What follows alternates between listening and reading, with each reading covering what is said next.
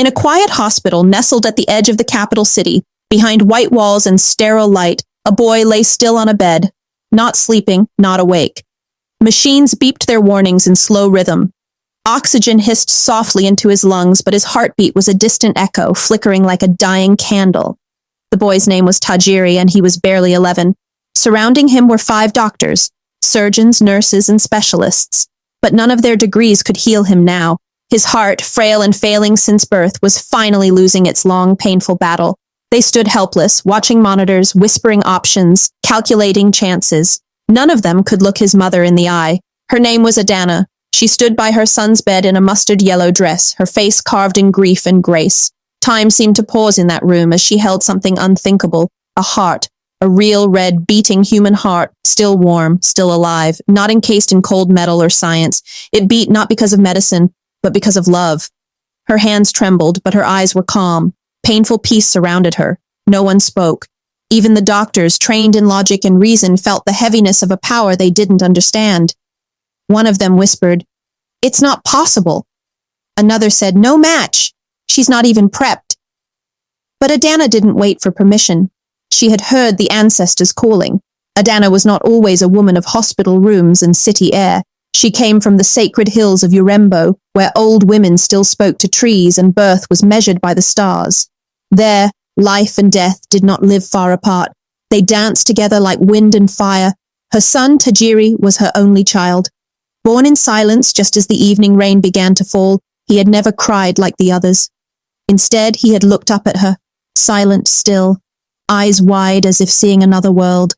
The village elders had said, "This one was not made to last."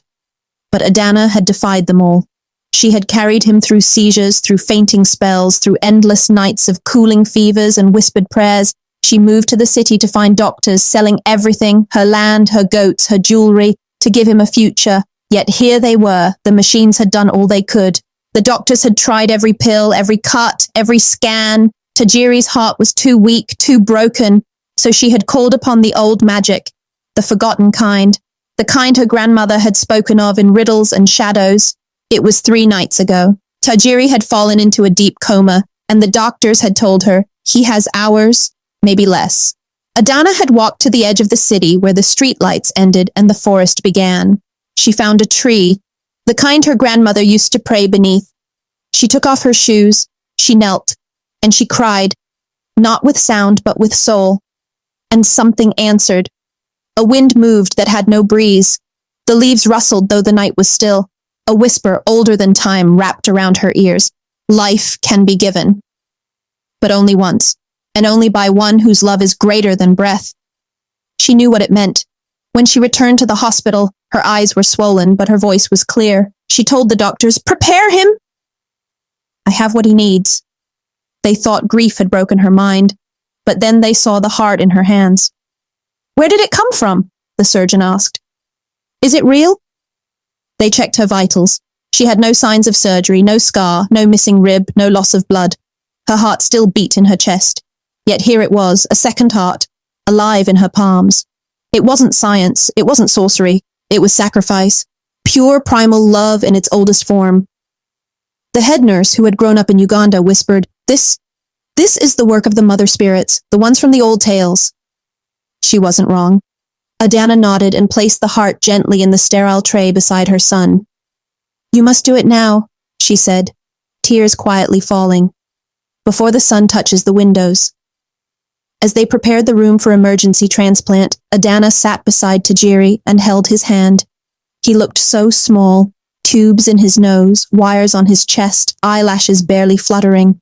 She stroked his forehead and began to hum the lullaby her mother once sang, soft, broken, full of memory. "Tajiri, my star, my breath, my moon, sleep not in shadow, rise again soon, take my rhythm, take my drum, let my life into you come." Each word felt like her own heartbeat slowing. One of the doctors stepped forward. "We don't have time," he said.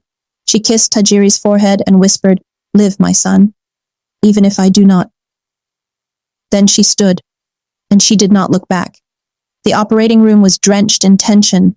Fluorescent lights buzzed above like nervous spirits, flickering slightly as though uncertain if they too should witness what was about to unfold. Dr. Wekesa, the lead surgeon, had performed over 100 heart surgeries in his career. He had held hearts in his hands, stitched vessels smaller than thread, and fought with death in the narrow alleyways of flesh. But never had he encountered anything like this. The woman, Adanna, had not bled, had not fainted, had not changed. Yet the heart in the stainless steel tray beside her son was beating, not artificially, not electronically, beating with purpose. A second doctor checked her vitals again, his hands slightly shaking. Pulse normal, BP normal, ECG reads perfect. But how? Whispered a young nurse, eyes wide. It doesn't matter, Wekesa muttered, eyes locked on the boy. He'll be gone in minutes if we wait. They scrubbed in like soldiers summoned to battle. As the anesthesia deepened in Tajiri's veins, his breath softened. On the monitor, his heart rate was a fragile, stuttering line, trying to hold on like a fading echo in a cave. Scalpel, Wekesa said, and the silence broke. In the waiting room beyond the steel doors, Adanna sat alone. Her hands rested on her lap now, fingers still stained with warmth. She could still feel it.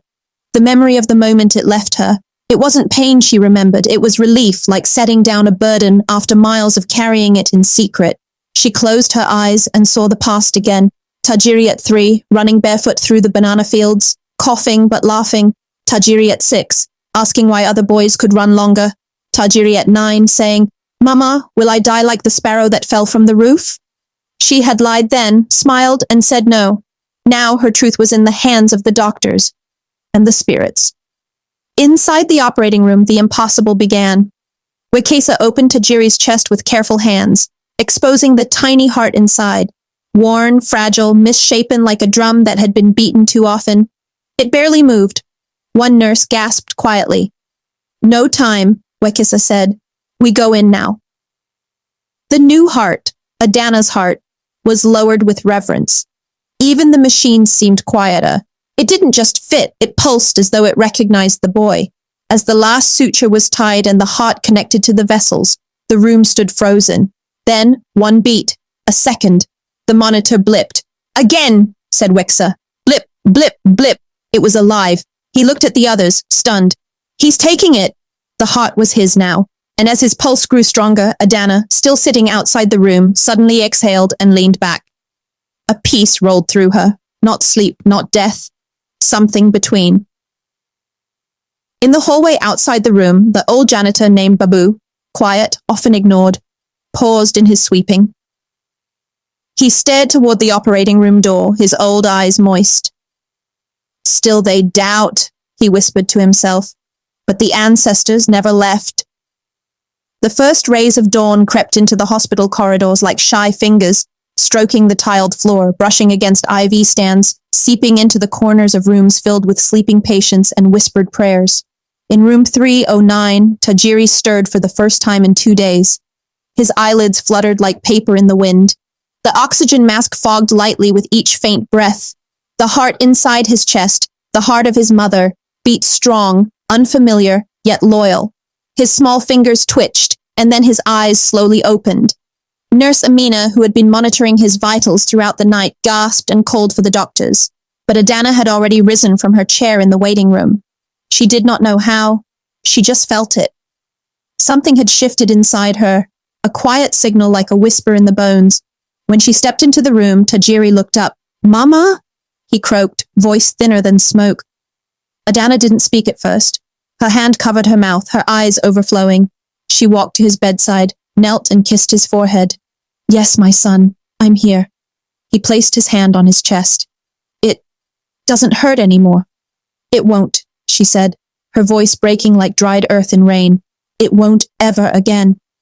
Outside the room, the doctors gathered in stunned silence. It should not be possible, muttered Dr. Wekesa, staring at the chart. This wasn't just a transplant. The tissue didn't reject. There's no sign of trauma, no immunosuppressants. It's like the heart was always his. One of the nurses crossed herself. Another doctor, a man who had studied in Europe and dismissed all things spiritual, quietly muttered, I think we just saw a miracle. But Babu, the janitor, walked past them slowly and said, No, not a miracle. A mother. While Tajiri slept peacefully for the first time in years, something strange began to happen within Adanna. Her heart, or what remained of it, no longer beat in rhythm. She could feel it. The hollowness in her chest wasn't just emotional, it was physical. She didn't collapse. She didn't cry. But she moved more slowly, as if her soul had shifted its weight. Amina approached her. "You need to lie down. Please, let us examine you. We still don't understand what happened." "There's nothing to understand," Adanna said softly. "I gave him what I had." "But your vitals are still stable," the nurse protested. "You're alive. Not all life is measured by heartbeats." She smiled gently and walked to the hospital window, looking out at the rising sun, orange, blazing, eternal. That night, Adanna dreamed. She stood in the middle of a vast golden plain where the wind carried songs without voices. The sky above her shifted between starlight and sunfire. Before her stood her grandmother, the old matriarch who had raised her in the hills of Urembo, long since passed. The old woman wore white, her skin gleaming like polished onyx. She said nothing at first, only looked at Adanna with both pride and sorrow. "You did what even the ancestors feared," she finally said. Adanna bowed her head. "I did what a mother must." Her grandmother nodded. "You gave life, and now life will give you something back." Adanna looked up. What? A choice. And from the air, two doors formed, one made of firewood and blood, the other of light and silence. "One leads to rest," her grandmother said, "the other to return, but not as you were." Adanna stepped forward, confused. "If you choose to rest," the old woman explained, "you will sleep with us among the stars, your sacrifice complete. But if you choose to return, to live again, it will be as a woman marked. You will feel all things twice, joy and pain, love and grief. You will live with the memory of death." Adanna turned her eyes toward the firewood door, then to the door of silence, and she spoke. "I cannot leave him yet." She woke up sweating, breath shallow. Amina was asleep in the corner. The machines in Tajiri's room beeped steadily. He was healing, stronger with each hour. But Adanna, she knew something inside her had changed. She still walked, she still spoke. But people around her noticed she never seemed tired. She ate less, slept less. The whites of her eyes now shimmered faintly in moonlight. "She's been touched by the other side," Babu muttered to one of the orderlies. "She's been chosen," said Amina. No one dared speak it, but all believed it. Adanna had become something other, something more. Weeks passed. Tajiri's recovery astonished everyone. By the second week, he was walking short distances. By the fourth, he was climbing stairs, laughing freely like the sickness had never been. But the hospital couldn't explain it. There was no rejection, no complications. The blood flowing through his veins was vibrant. The heart inside him, once his mother's, beat like it had belonged to him from birth. It responded to joy, flinched in sorrow, and warmed when he looked at Adanna. "You've grown stronger," she said one morning, braiding his hair in silence. He turned to look at her. "So have you." She didn't answer, only smiled. But deep inside her, something stirred. A strange thrum of energy, not quite human, not quite spirit. The news of what happened didn't stay within the hospital walls. It spread like dry season fire.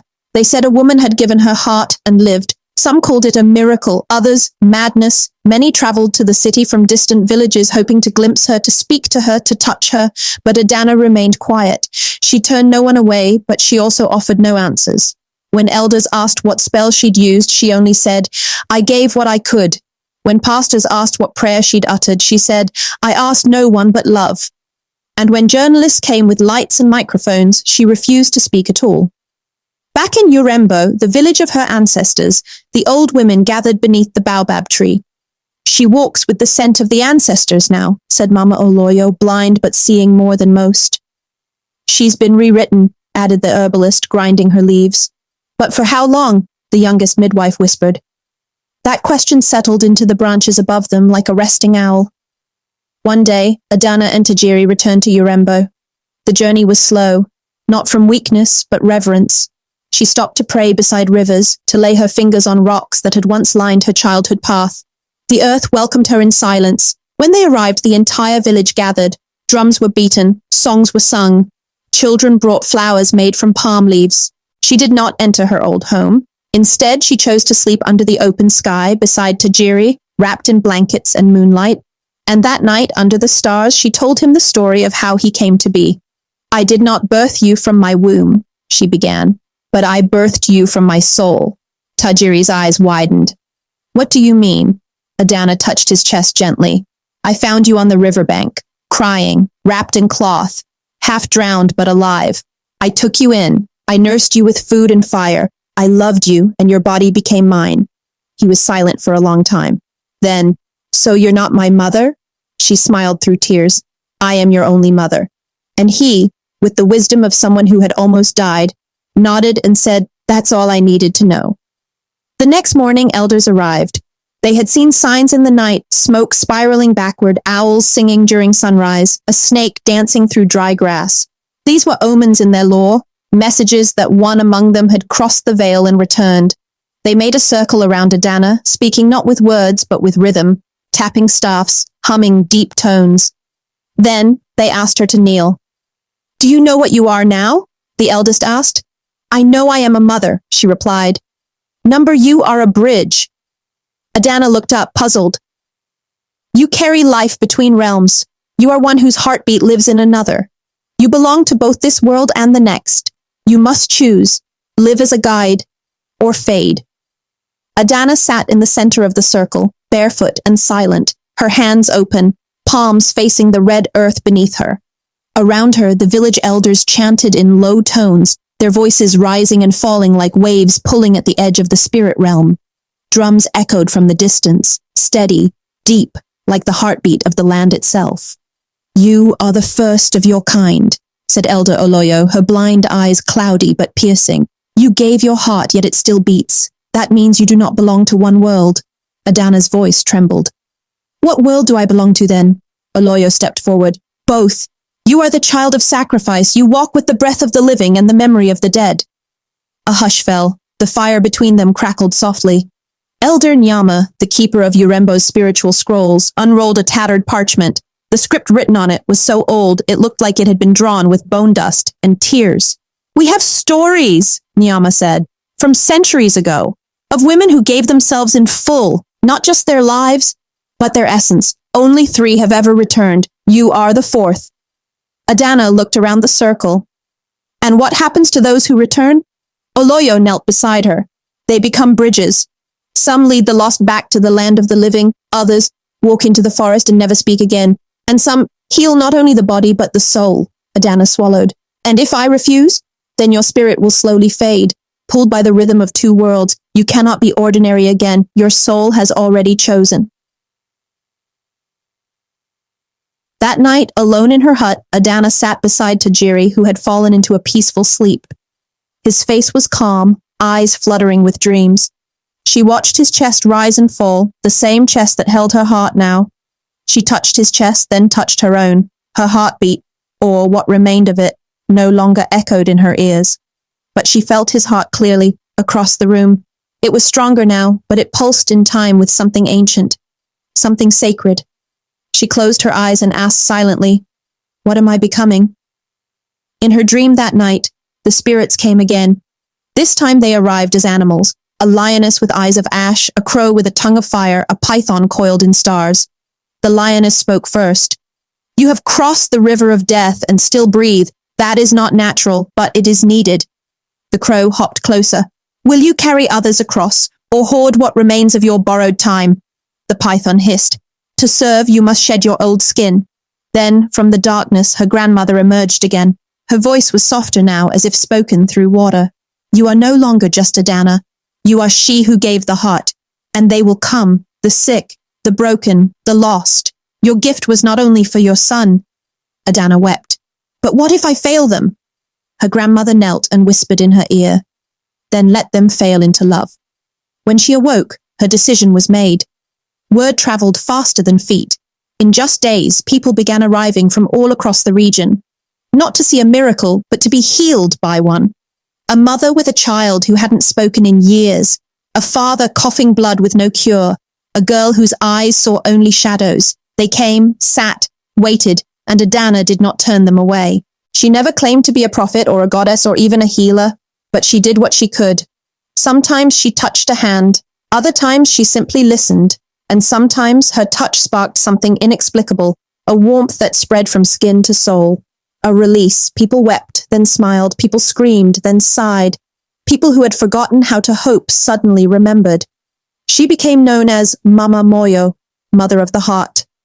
But even as she healed others, something inside her grew quieter. The line between Adanna the woman and Adanna the bridge began to blur. Some days she would forget to eat. Some nights she would wake speaking names that had died decades ago. Tajiri saw it all. He watched his mother glowing, healing, transforming, and fading. And one evening, when the last visitor had left, he said, "Mama, I don't want to share you anymore."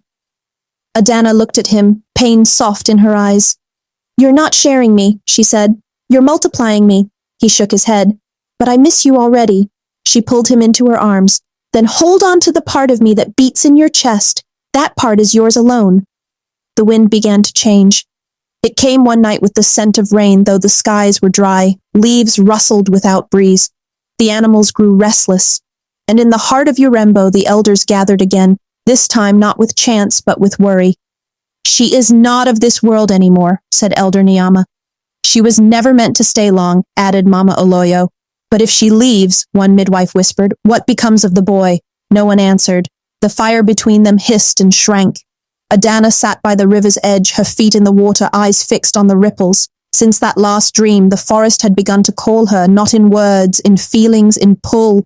Every time she closed her eyes, she saw trees parting like curtains, mist rising from the ground, and a soft humming that filled her bones. She had been avoiding it, delaying it, but the forest was patient. It did not rush. It waited. "Mama!" Tajiri's voice called from behind her. She turned. His hair had grown longer. His face was stronger, but his eyes still held the fragile light of the boy who once lay dying. "Yes, my son." "Will you leave me?" Adanna sighed. "I do not know." He walked to her side. "They say the forest takes people, that they go in and don't return. They don't return as they were. Then why go?" She looked into the water, her reflection shivering. "Because when the wind calls your name with the voice of your ancestors, you cannot pretend not to hear it." Tajiri clenched his fists. "Then I'll come with you." Adanna shook her head. "You cannot. You still belong to this world. I belong to both. But that is not forever." Tears welled in his eyes, but he didn't let them fall. Instead, he sat beside her and whispered, "I just got you back." She rested her head on his. "And I gave you my heart so you could live, not so you would cling." That night the dream came again, but this time there was no grandmother, only the forest. It opened before her like an old friend, the trees tall and alive, their branches forming arches of light and shade. Birds cried names she had never known. The wind sang in languages older than fire. And in the very center stood a gate, not of wood or stone, but of light. She heard a voice. "Come." "The time has arrived." She reached for it. At dawn she wrapped herself in a white cloth, no sandals, no staff, no food. She walked through the village in silence. No one stopped her. No one asked questions. They only watched, eyes filled with reverence and sorrow. At the edge of the forest, Tajiri waited. "I knew you'd go," he said. "I have to. I still have your heart. And I still have you." She bent, kissed his forehead, and whispered a prayer in the old tongue. One even she didn't fully understand, but it rose from her like memory. Tajiri wanted to beg, to hold her, to make her stay, but in his chest, her heart beat calmly, telling him the truth. She wasn't leaving. She was returning. Adanna stepped into the trees. The light dimmed. The sounds of the village faded, and the forest closed behind her like a mother's arms. She walked for hours, then days, but she never felt hunger. Her feet didn't ache. The path beneath her seemed to know her steps. Time bent, curled, faded. Animals followed in silence. A deer with silver eyes, a raven that never flew but hovered, and a great black lioness that walked beside her without looking. At the heart of the forest, she reached the gate of light from her dreams. It pulsed, alive, waiting. From within came voices, not in fear, but in longing. Voices that called her name. Children, elders, ancestors. She stepped forward, but paused. Something pulled at her still, a thread, a heartbeat, Tajiri. The gate pulsed before her. Light swirled, breathing, alive. Not fire, not sun, but something older. The forest around her fell into silence. Even the wind waited. Adanna stood at its edge, barefoot, glowing with the quiet light of one who had walked between breaths. She could feel them on the other side, not just ancestors, truth itself, wholeness, the end of all aching, a place where mothers never had to say goodbye, and hearts never had to be traded to save life. Her body leaned forward, but her soul trembled. Behind her, across the stretch of trees, mountains, and silence, one thing still anchored her to earth: Tajiri. In the space between worlds, time isn't measured in seconds, it's measured in memories. Suddenly her life unfolded like mist around her. She saw herself as a child, running through Urembo with scraped knees, laughing like thunder. She saw her mother stirring yam with strong arms. She saw the night she found the baby by the river, blue-lipped, still warm. She saw Tajiri opening his eyes in the hospital after the transplant. She saw herself heartless yet full, smiling through pain. She saw him whisper, "I just got you back." And she heard the voice again, "Come." But now another voice rose softer, not from the gate, but from her heart. "Stay." She stood caught between two eternities. Suddenly the forest lit up, not with fire, not with light, but with presence. From behind her the lioness roared, the deer bent its head, the raven cawed and vanished, and the trees began to hum. The wind gathered around her, spiraling like a tunnel. She turned and saw Tajiri, not the boy, but the man he would become, strong, radiant, a healer, a leader, eyes full of the same softness she carried, a man whose life would save thousands. If she crossed the gate, she'd never see it. If she turned back, she might never get this chance again. She closed her eyes, breathed deeply, and whispered, "My time is not finished." The forest shook. The gate of light shimmered, pulsed, then slowly dimmed. The voices faded, but not in sadness, in understanding. The lioness let out a low growl, then bowed its head. The raven returned and landed on her shoulder. The deer leapt once and vanished. Adanna turned and began walking back, each step heavier, more real. The path twisted. The sun pierced the canopy again. The air thickened with earth.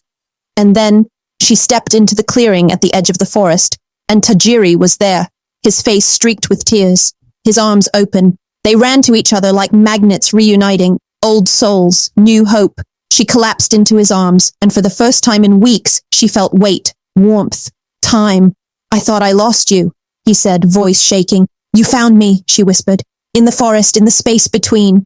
He pulled back and stared at her face. "You look different," she nodded. "I left as a bridge. I return as a route." In the days that followed, Adanna remained in Urembo, but she no longer healed everyone who came. She chose instead to teach how to love fiercely, how to give without vanishing, how to listen to the earth beneath bare feet. Tajiri grew tall and strong. He traveled with herbs and stories. He laid hands on the sick, not to cure them, but to remind them of their worth. They were no longer just mother and son. They were rhythm and beat, memory and echo, two hearts, one love. And every year, on the day she first stepped into the forest, people would gather under the baobab tree to hear her story. The story of the woman who gave her heart, walked with death, and chose to return. Not as a miracle, but as a mother. Years passed. The land changed. The village of Urembo grew into a town. Roads were built. Hospitals rose. Children played not only with sticks and stones, but with books and dreams. The forest stood unchanged, tall, silent, eternal. And in a small hut beneath the baobab tree, Adanna sat in her woven chair, her hair silver as moonlight, her hands soft from age, not labor. Tajiri stood at the doorway, now a man of 30, with kind eyes and calloused hands. His presence filled the room like dawn. Behind him, two little girls, his daughters, clung to his legs. "Grandma, tell us again," they chirped, "about the day you gave your heart." Adanna chuckled, voice warm as roasted yams. "You've heard it too many times. Tell us again," they insisted, curling at her feet. She sighed with a smile, closed her eyes for a moment, and then began. "There was once a boy born with a dying breath, and a mother who had only one thing left to give." And the girls leaned in, eyes wide. As the sun dipped behind the trees, the wind picked up, not harsh, but familiar, and with it came a song. It rustled through leaves, stirred dust, and whispered through the window. She who gave still lives. For the village remembered not just the woman, but the heartbeat she left behind in every life she touched. And in every quiet moment, if you stood beneath the baobab and listened closely, you could still hear it. Thump, thump, like the steady drum of love. The end.